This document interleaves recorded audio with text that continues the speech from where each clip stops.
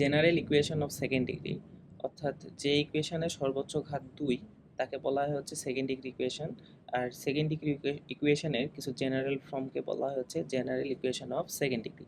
যেমন আমি বলতে পারি যে 2x² plus 3xy plus 7y² is equal to 0, এটা একটা সেকেন্ড ডিগ্রি ইকুয়েশন। আবার 3xy plus 7y² plus 8x² plus 3 is equal to 0, এটাও একটা সেকেন্ড ডিগ্রি ইকুয়েশন। আমরা কি দেখে বলতেছি যে এটা সেকেন্ড ডিগ্রি ইকুয়েশন?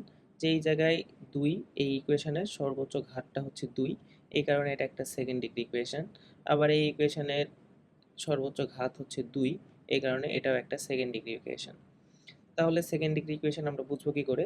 যে ম্যাক্সিমাম ইকুয়েশনে ম্যাক্সিমাম পাওয়ার অর ডিগ্রি 2 তাকে বলা হচ্ছে সেকেন্ড ডিগ্রি ইকুয়েশন। তাহলে এই সেকেন্ড ডিগ্রি ইকুয়েশনের আবার দুই রকম হইতে পারে সেকেন্ড ডিগ্রি ইকুয়েশন।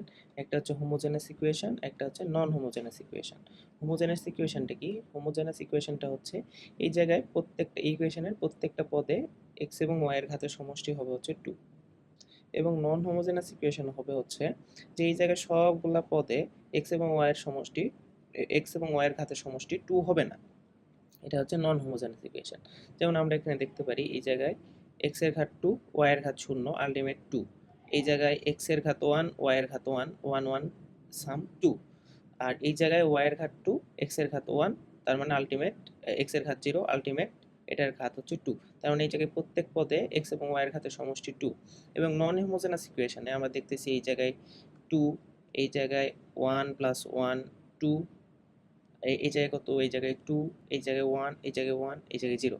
তার মানে এই জায়গায় প্রত্যেকটা পদে নন হোমোজেনাস ইকুয়েশনের প্রত্যেকটা পদে এক্স এবং ওয়াই এর ঘাতের সমষ্টি 2 হয় না, কিন্তু হোমোজেনাস ইকুয়েশনের প্রত্যেকটা পদে এক্স এবং ওয়াই এর ঘাতের সমষ্টি 2 হতে হবে।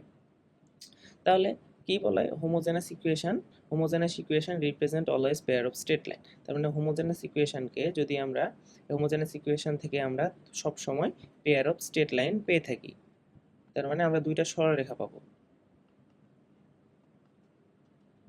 দুইটা সরলরেখা কিরকম হতে পারে? একটা লাইন 1, একটা লাইন 2, এরকম দুইটা সরলরেখা পাবো।